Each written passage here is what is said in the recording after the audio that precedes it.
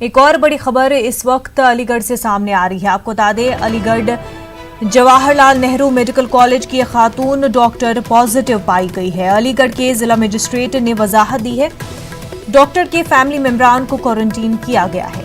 अलीगढ़ से जुड़ी हुई आपको एक अहम खबर बता रहे हैं। अलीगढ़ जवाहरलाल नेहरू मेडिकल कॉलेज की एक खातून डॉक्टर कोरोना पॉजिटिव पाई गई है। अलीगढ़ के जिला मजिस्ट्रेट ने वजाहत की है, डॉक्टर के फैमिली मेंबरान को क्वारंटीन किया गया है। JNMC में भी आज जानकारी मिली है कि किसी एक सर्जिकल डॉक्टर है जिसको पॉजिटिव पाया गया है, तो उसको भी आइसोलेट किया जा रहा है और उसके परिवार को भी आइसोलेट किया जा रहा है। तो इस तरह से कुल मिलाकर के लोगों से मेरी अपील यह है कि अब जिस रूप में यह सामने आ रहा है उससे जो है वो जो भी इससे संबंधित लोग हैं वो अपना मूवमेंट और अपना जो है वो कम रखें। नाजरीन, एक छोटा सा ब्रेक लेंगे, जल्द होंगे हाजिर।